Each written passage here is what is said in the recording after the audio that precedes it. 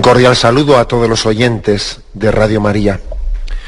Un día más, con la gracia del Señor, proseguimos el comentario del Catecismo de nuestra Madre la Iglesia.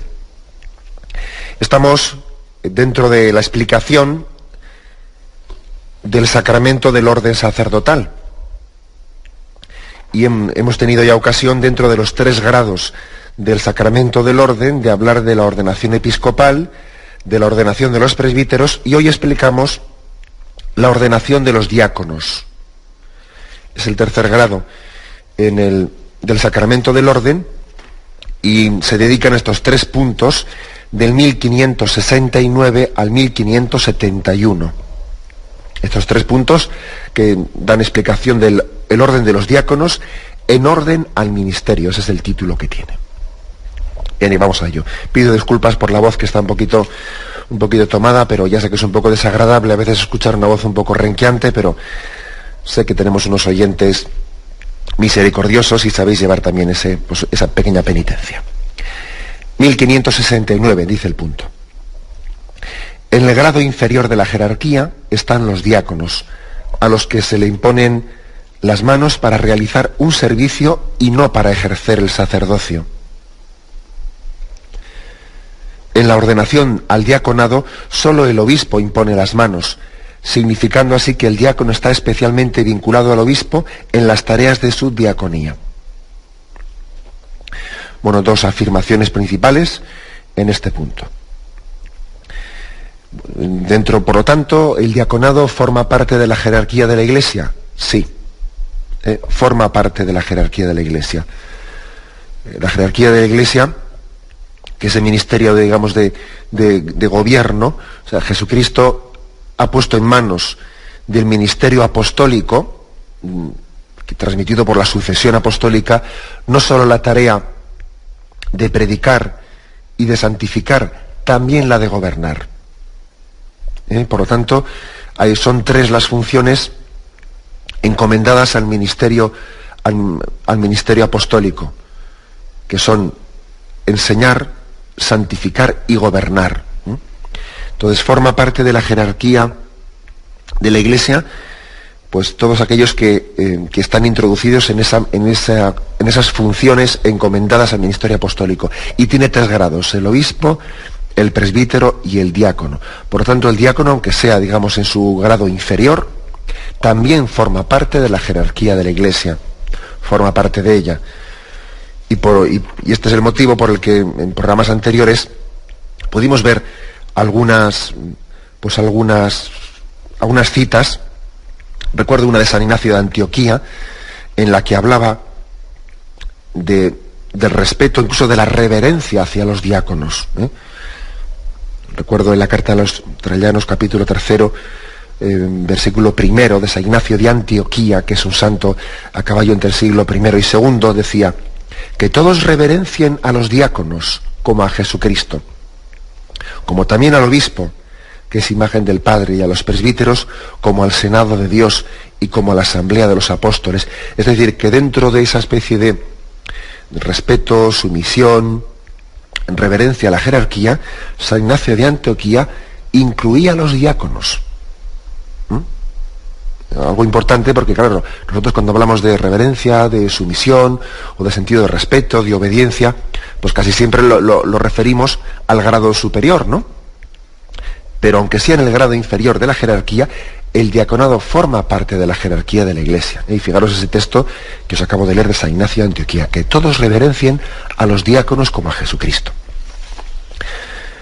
Bueno, pues por lo tanto, afirmación primera: los diáconos forman parte de la jerarquía de la Iglesia. De una forma especial, porque dice, se les impone las manos para realizar un servicio y no para ejercer el sacerdocio. Porque, no sé si recordáis que hicimos esta distinción, que puede igual resultar un poco complicada, pero la distinción es la siguiente: que así como decimos que el sacramento del orden tiene 3 grados, obispo, presbítero y diácono, sin embargo la forma de participar del sacerdocio ministerial de Jesucristo es doble. O sea, hay 2 formas, 2 grados de participar del sacerdocio ministerial: el del episcopado y el del presbítero. El diácono En ese sentido, no participa de ese sacerdocio ministerial de Jesucristo, no. Son dos grados, el del episcopado y el del presbiterado. El del diaconado va en otro orden, va bajo otro, digamos, bajo otro conducto, bajo otra razón de ser. No ya como participar del sacerdocio, sino como colaborador directo del obispo y del presbítero. Es, por lo tanto, se le impone las manos no para que participe de ese sacerdocio, sino para que haga un servicio directo al sacerdocio, bien sea en el grado del obispo o bien sea en el grado del presbítero, para que sea un colaborador directo de este, para que precisamente el obispo y el presbítero puedan acometer sus tareas y sus funciones de predicación de la palabra, de santificación, de gobierno, de una manera más directa, y para que sea como asistido directamente por el diácono, para así poder ejercer pues más plenamente de obispo, más plenamente de presbítero. Por eso ha puesto como título aquí la ordenación de los diáconos en orden al ministerio, es decir, en orden a servir al obispo, en orden a servir al presbítero, en el ministerio sacerdotal. Resumiendo afirmaciones. Primera, el diácono forma parte de la jerarquía de la Iglesia, aunque sea en el grado inferior. Segundo, se le ha impuesto a las manos, se le ha ordenado diácono para ejercer un servicio al obispo o al presbítero, no para participar del sacerdocio, que en ese sentido él no participa del sacerdocio ministerial de Jesucristo, porque únicamente tiene dos grados de participación, el episcopado o el presbiterado. Y continúa el punto. En la ordenación al diácono solo el obispo impone las manos. Esto lo hace comparando con la ordenación del presbítero, que si recordáis decíamos como en el ritual del sacramento de la ordenación, primero es el obispo el que impone las manos, ¿no? Pero luego todos los presbíteros allí presentes también imponen las manos sobre ese que está siendo ordenado presbítero. No así en el caso del diaconado. No así. ¿Por qué? Porque supone que en el caso del diaconado, que en el caso del presbiterado, bien, el obispo es el que transmite por la imposición de las manos esos poderes sagrados que se transmiten por el ministerio del orden, por el sacramento del orden sacerdotal, ¿no? Es decir, el obispo es el que ordena, aunque los sacerdotes no impusiesen las manos, la ordenación sería válida. Pero es verdad que los presbíteros imponen las manos también sobre la cabeza del que está siendo ordenado sacerdote, para que con ello de alguna manera se signifique el único presbiterio, la unidad en el mismo presbiterio, la unión en un mismo ministerio, al compartir todos ese sacerdocio de Jesucristo. Bueno, pues eso no se hace en caso de la ordenación del diácono. ¿Por qué? Pues porque el diácono no participa de ese sacerdocio ministerial que tiene el obispo en el grado máximo y que tiene el presbítero como colaborador del obispo. Y como no participa, no se hace el rito ese visible de que los presbíteros también impongan las manos sobre el diácono. Porque de alguna manera tiene una vinculación como directa. El diácono tiene una vinculación directa con el obispo en un servicio personal al presbítero, al obispo en primer lugar, ¿no? O al presbítero al que le puede encomendar el obispo que sirva a un presbítero concreto en a una comunidad concreta cristiana. Bien, esta es un poco, digamos, la afirmación de partida. Se hace aquí una referencia a la Lumen Gentium, que es uno de los decretos principales, una de las constituciones, mejor dicho, principales del Concilio Vaticano II, en el número 29, de allí está tomado básicamente, ¿no?, este punto, y allí dice: en el grado inferior de la jerarquía están los diáconos, que reciben la imposición de las manos no en orden al sacerdocio, sino en orden al ministerio. Así, confortados con la gracia sacramental en comunión con el obispo y sus presbíteros, sirven al pueblo de Dios en el ministerio de la liturgia, de la palabra y de la caridad. De la liturgia, de la palabra y de la caridad.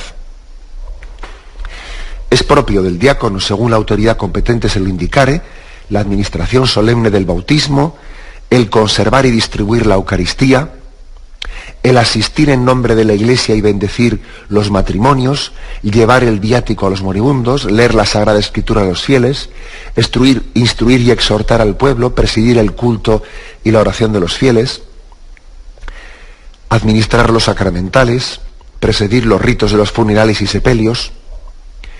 Dedicados a los oficios de caridad y administración, recuerden los diáconos el aviso de San Policarpo. Misericordiosos, diligentes, procedan en su conducta conforme a la verdad del Señor, que se hizo servir de todos. Teniendo en cuenta que según la disciplina actualmente vigente en la Iglesia Latina, en muchas regiones no hay quien fácilmente desempeñe estas funciones tan necesarias para la vida de la Iglesia, se podrá restablecer en adelante el diaconado como grado propio y permanente en la jerarquía. Tocarán a las distintas conferencias episcopales el decidir oportuno para la atención de los fieles y en dónde el establecer estos diaconados. Con el consentimiento del Romano Pontífice, este diaconado se podrá conferir a hombres de edad madura, aunque estén casados, o también a jóvenes idóneos, pero para estos debe mantenerse firme la ley del celibato. Bueno, aquí hay bastantes cosas que tenemos que explicar. ¿Qué es esto de que el Concilio Vaticano II restableció el orden de los diáconos que antes no estaba, ¿no? Veis aquí que este decreto de la Lumen Gentium del Concilio Vaticano II dice que da autoridad como para restablecer el orden de los diáconos que antes no existía. Vamos a intentar explicar esto, ¿eh? ¿Qué es esto del diaconado permanente? ¿Qué es lo que el Concilio Vaticano restableció, etcétera? Bueno, tenemos un momento de reflexión y volvemos enseguida para explicarlo. Bien, estamos explicando lo que es la ordenación de los diáconos, que es el tercer grado dentro del orden, del sacramento del orden, y que los puntos 1569 al 1571 es explicado por el Catecismo de la Iglesia Católica. Y hemos leído una referencia que hace aquí el Catecismo, que es una constitución, la Lumen Gentium. En el número 29 dice que el Concilio Vaticano II tomó la decisión de restablecer el diaconado como un grado propio y permanente en la jerarquía. ¿Qué ocurría? Pues que, digamos, antes del Concilio Vaticano II no es que no existiese la ordenación de diácono. Lo que ocurre es que no era como una especie de grado propio y permanente de la jerarquía. Era únicamente como una ordenación de paso al sacerdocio. De paso al sacerdocio.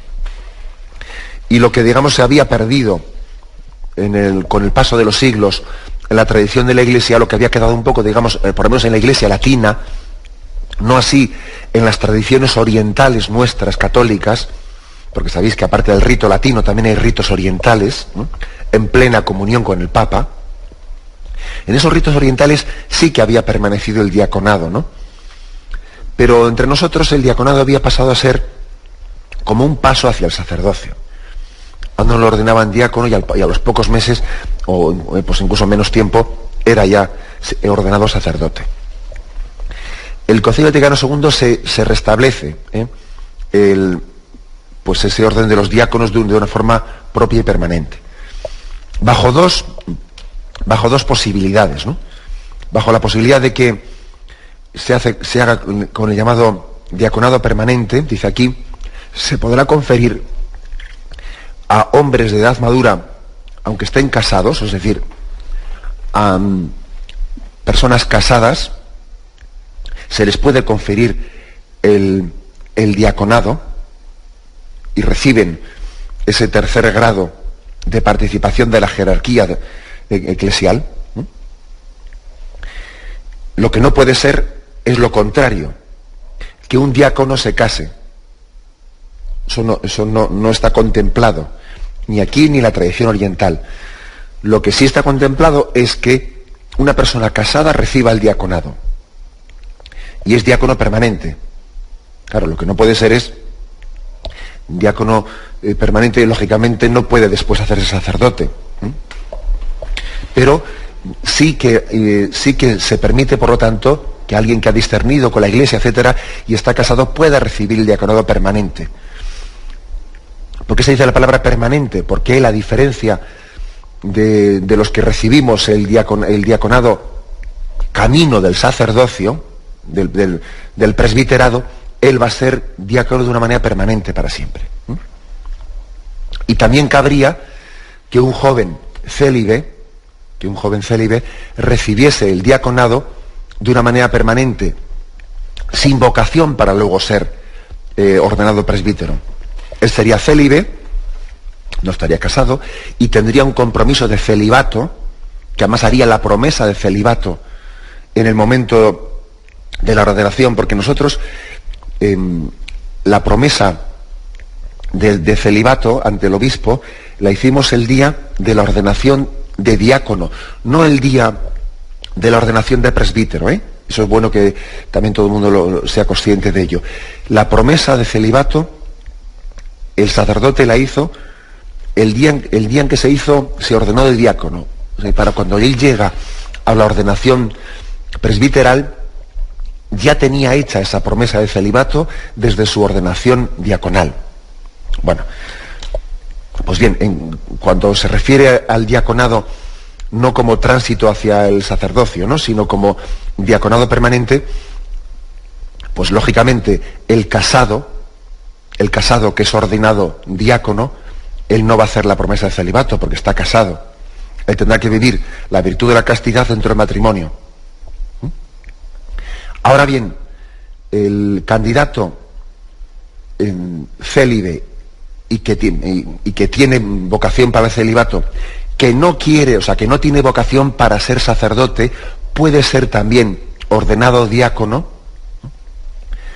de una manera permanente, estable, haciendo su promesa de celibato. O sea, hay dos maneras, por lo tanto, de vivir este diaconado, no como tránsito al sacerdocio. Una es que un casado sea ordenado diácono, y otra es que una persona célibe, haciendo promesa de celibato, sea ordenado diácono y durante toda su vida sea diácono sin acceder al sacerdocio. A esto se refiere la Lumen Gentium, el número 29, cuando dice que el Concilio Vaticano II tomó la decisión de restablecer pues el orden de los diáconos de una manera permanente, no únicamente como transitoria. Y esta decisión la pone en manos de las conferencias episcopales.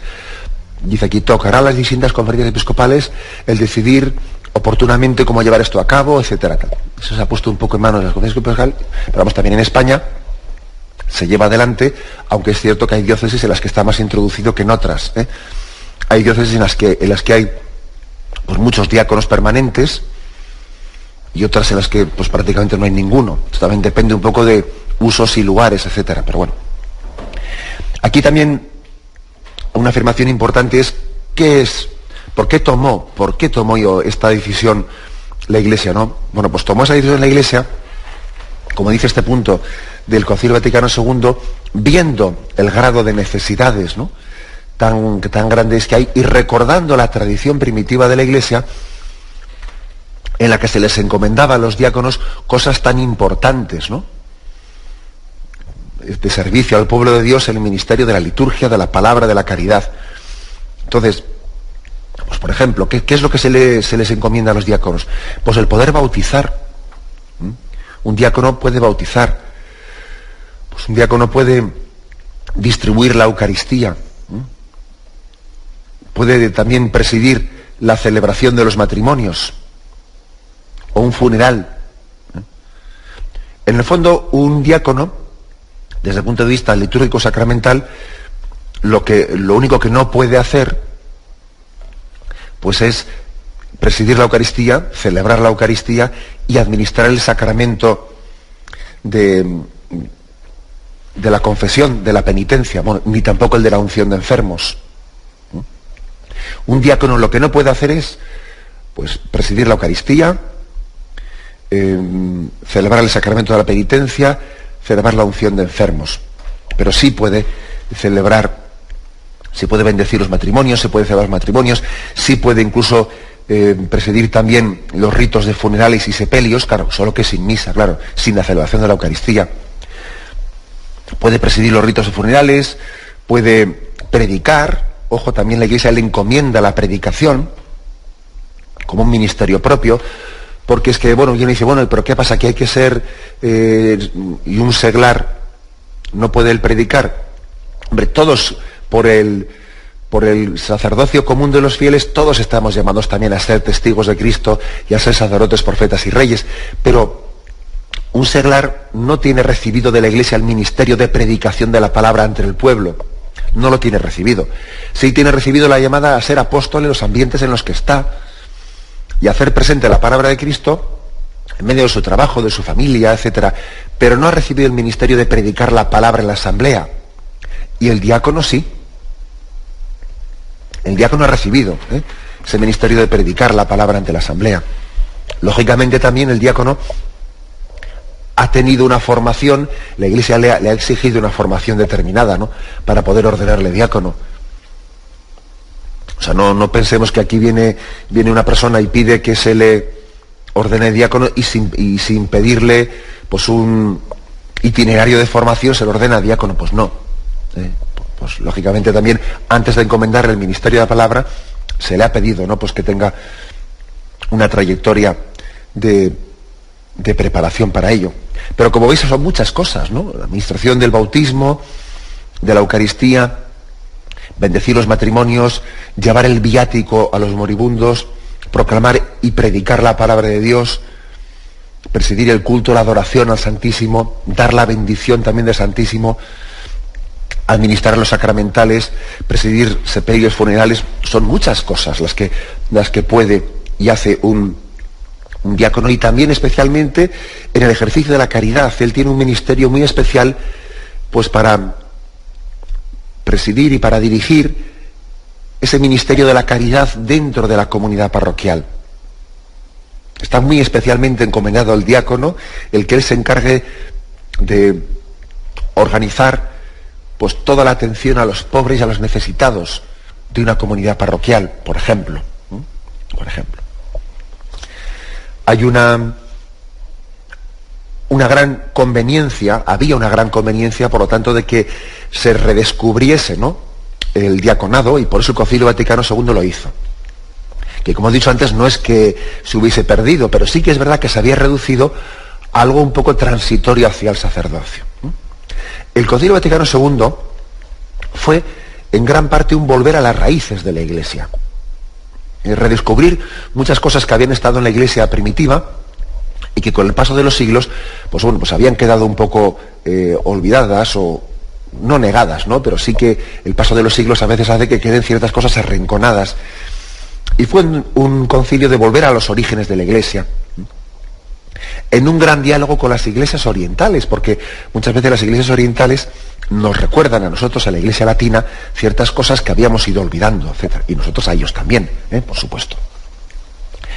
Bueno, pues en el punto 1570, aquí se dice que los diáconos participan de una manera especial de la misión y la gracia de Cristo. El sacramento del orden les marca con un sello, carácter, que nadie puede hacer desaparecer, y los configura con Cristo.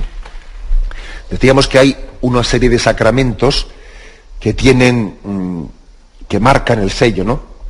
O sea, que imprimen carácter, que son el bautismo, la confirmación y el orden sacerdotal. También el orden sacerdotal, en el tercer grado, en el diaconado, también. El sacramento del orden en su tercer grado, que es el diaconado, también imprime carácter. Por lo tanto, uno es diácono para siempre. Y en la vida eterna también será diácono para siempre. Ese carácter, ese sello, permanecerá indeleble en la vida eterna.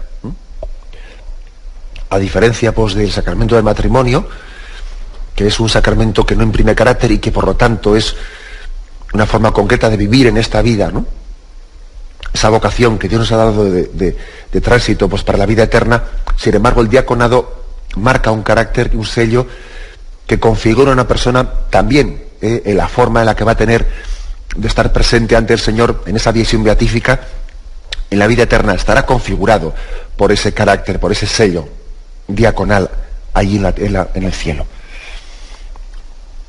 Bueno, pues de alguna manera ese carácter, ese sello, les configura a los diáconos con Cristo, que se hizo diácono.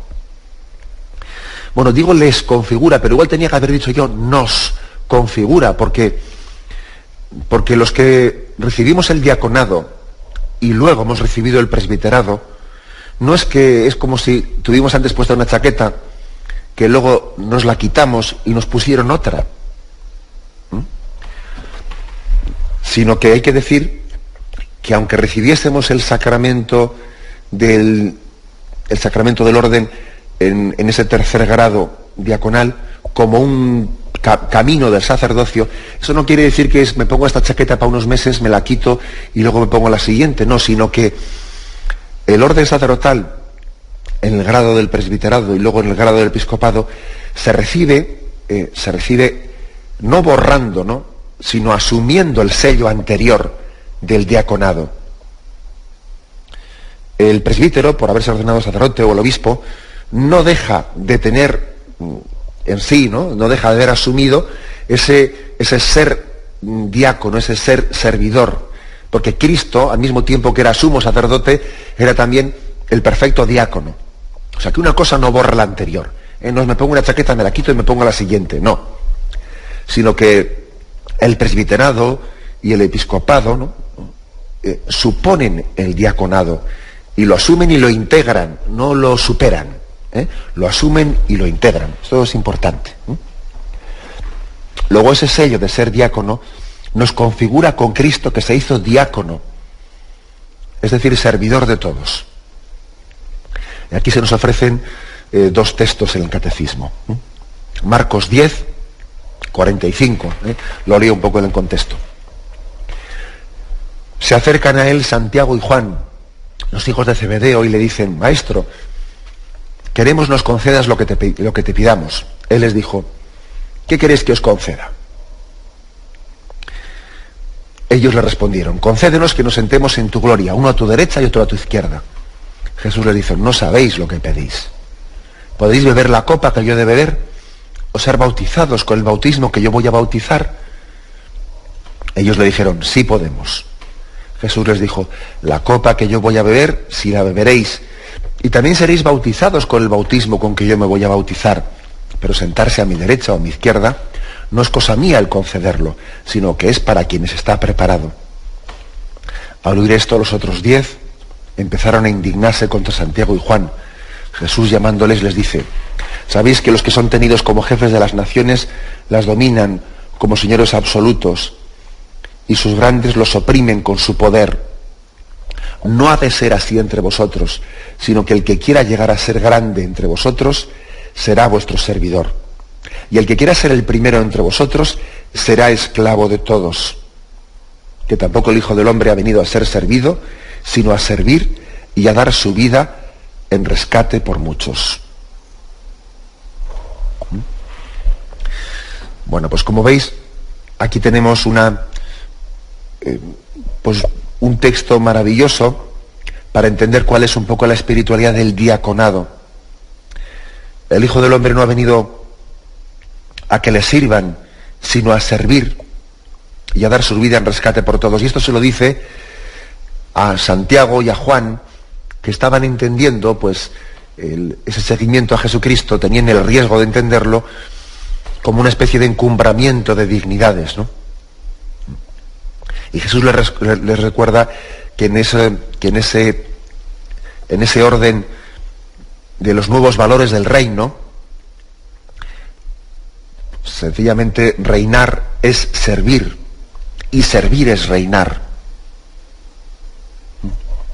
Y esto esta es la clave, este es el resumen de la espiritualidad del diaconado. Reinar es servir, y servir es reinar. O sea, sí, La verdad es que esto deberíamos de grabarlo en nuestro corazón. Todos, ¿verdad?, como cristianos, porque también es verdad que este texto que hemos explicado se puede aplicar, pues no ya únicamente para lo que es la espiritualidad de diaconado, de ese orden, de ese sacramento del orden en el tercer grado de diácono, se puede aplicar pues para hablar de nuestra espiritualidad de cristianos, pero de una manera especial debíamos de grabar todos los que hemos recibido el sacramento del orden en el tercer grado de diaconado, grabar esto en letras de fuego en nuestro corazón. Servir es reinar, y reinar es servir.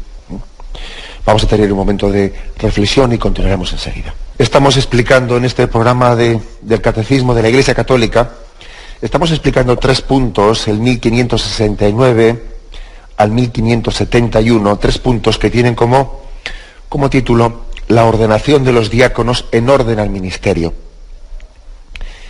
Y habíamos leído un texto, el de Marcos 10:45, en el que se explica un poco cuál es la espiritualidad de la diaconía, no del servicio. Nos faltaba por leer otro, Lucas 22:27, que también nos ofrece el Catecismo. Y dice en este texto: entre ellos hubo un altercado sobre quién de ellos parecía ser el mayor. Él les dijo: los reyes de las naciones las dominan como señores absolutos, y los que ejercen el poder sobre ellas se hacen llamar bienhechores. Pero no sea así entre vosotros, sino el mayor entre vosotros sea como el más joven, y el que gobierna como el que sirve. Porque ¿quién es mayor? ¿El que está a la mesa o el que sirve? ¿No es el que está a la mesa? Pues yo estoy en medio de vosotros como el que sirve. Jesús aquí también nos quiere decir que es más el que está a la mesa que el que sirve, y sin embargo Jesús conjuga estar él a la mesa y ser él el que sirve. Conjuga las dos cosas. Jesús fue el que presidió, se sentó en el asiento de presidencia en la última cena en el cenáculo, y al mismo tiempo se levantó y limpió y se postró delante de cada apóstol limpiándole los pies, lo cual era romper ciertamente los esquemas. ¿Cómo se puede conjugar esas dos cosas, no? La presidencia y el servicio de estar limpiando los pies, hasta el punto de que ya sabéis, recordáis cómo Pedro se escandalizaba: limpiarme los pies tú a mí. Jesús conjuga ambas cosas. Nosotros a veces hemos hecho una especie de oposición entre autoridad y servicio, ¿no? Y esa oposición pues no tiene raíz evangélica. No tiene raíz evangélica. Somos nosotros los que la hemos inventado, ¿no? Pues por mimetismo de lo que son los esquemas de poder social, ¿no? Por mimetismo hemos introducido eso, pero en el Evangelio no hay oposición ninguna entre presidencia, entre autoridad y servicio. No únicamente no hay oposición, sino que es que una cosa es la otra y la otra es la una. Por lo tanto, ¿no? Este es un poco el resumen de lo que queremos expresar. El ministerio diaconal forma parte de la jerarquía de la Iglesia. Aunque no sea una participación del sacerdocio ministerial de Jesucristo, porque ese sacerdocio solamente tiene 2 formas de ser participado, que es la episcopal y la presbiteral, sin embargo es una unión en orden al ministerio, en un servicio directo al obispo y al presbítero, que hacen un gran servicio, prestan un gran servicio al pueblo de Dios, ¿no? Bueno, y entonces, claro, yo me imagino que muchos oyentes pues dirán, bueno, también, pues entonces, ¿por qué no se ordenan pues más diáconos, ¿no? De una manera pues más masiva, ¿no? Pues pudiendo hacer tantas cosas, especialmente con la escasez que hay de sacerdotes, de presbíteros. ¿Por qué no se promueve más la ordenación de diáconos más masiva? Bueno, pues por supuesto que hay que promoverla, ¿no? Pero tampoco entendamos esto como si fuese pues una especie de llamada que se hace desde el micrófono el domingo diciendo: a ver quién quiere apuntarse para catequista por el curso que viene. ¿Me explico? O sea, no tenemos que entender el diaconado como si fuese meramente una llamada puntual que hace la Iglesia para un servicio. Ojo, que se trata de una vocación que configura toda la vida de uno, que imprime carácter, que imprime un sello, y que a diferencia de otros ministerios laicales, pues que uno puede ejercerlo durante un tiempo y luego deja de ejercerlo, el diaconado imprime un sello, un carácter, y es para siempre. Lógicamente el discernimiento pues tiene que ser pues hecho desde un punto de vista más serio. Primero tiene que haber una vocación más en el sentido estricto de la palabra. Es verdad que todo lo hacemos con una vocación, una llamada de Dios, pero aquí yo me refiero propiamente a la palabra vocación en un sentido más estricto. Una llamada que te configura para siempre. Que te configura para siempre. Que no es que ahora me parece que sería bueno para salir al paso de esta situación. No. No es esa la cuestión. Yo no puedo ejercer el diaconado pensando únicamente en categoría de, como hay esta necesidad y vendría bien para salir al paso de esto, me voy a ordenar diácono. No. Porque es que es una llamada para siempre. Con lo cual tú también hace falta que tengas un discernimiento pues de manos de la Iglesia. Y esto es importante, porque a veces puede ocurrir que un candidato al diaconado, un candidato o una persona, ¿no?, que ve que es conveniente, pues le gustaría, por sensibilidad y porque ve unas necesidades, igual se presenta ante la Iglesia y la Iglesia le dice, bueno, pero hay que emprender un proceso de discernimiento largo, hay que tener un periodo de formación largo, hay que ver si tienes cualidades para ello, hay que ver si la Iglesia te llama. Pues igual se decepciona un poco, porque la Iglesia le ponga así un itinerario más largo, ¿no? Pero es que hay que distinguir una cosa, no es lo mismo tener vocación que sentir un deseo por. Una persona que siente un deseo, ¿no?, o una tendencia, por ser diácono, no quiere decir que tenga ya pues, solamente por eso la vocación a ello. Ojo, como tampoco pasa en el sacerdocio, o sea, que cuando un joven se acerca al seminario y dice que él cree que quiere ser cura, ¿no?, que el Señor le llama a ello, una cosa es que él lo crea. Una cosa es que la Iglesia, incluso viendo un poco sus cualidades, si no hay, digamos, dificultades, si no hay contraindicaciones así más serias, pues le admite al seminario. Pero eso no quiere decir que ya tenga discernido que le va a ordenar sacerdote, porque lógicamente quiere conocerle y quiere ver sus cualidades y quiere ver si tiene pues una disponibilidad y tiene unas cualidades, etcétera, etcétera. Y entonces, hasta que la Iglesia de alguna manera oficialmente no le llama, no puede hablarse de vocación. Aquí, en el sentido teológico de la palabra, para hablar de vocación, hace falta que esa especie de deseo de uno esté corroborado por el discernimiento de la Iglesia, con la cual ella llama oficialmente a una persona. Acordaros que en los Evangelios hay episodios en los que Jesús llamaba y el interesado no escuchaba, caso del joven rico. También hay el caso contrario en el Evangelio.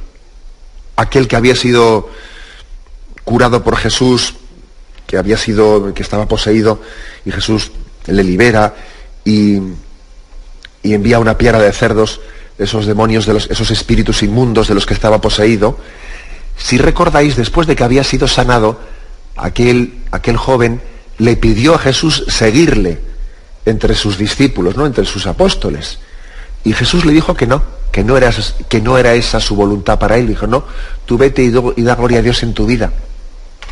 O sea que una cosa es lo que uno más o menos cree, le parece, tiene una tendencia, y otra cosa es que eso sea propiamente una vocación.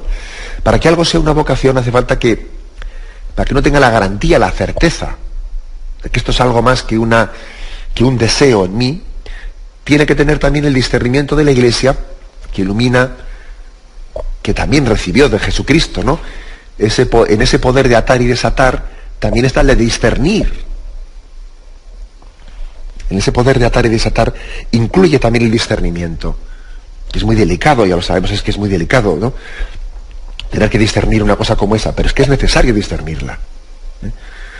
Entonces, quiero decir con esto de que no, bueno, ¿y por qué no hay muchos más diáconos? Bueno, un momento, es que lo de los diáconos no pensamos que es a ver quién se apunta el año que viene para ser catequista.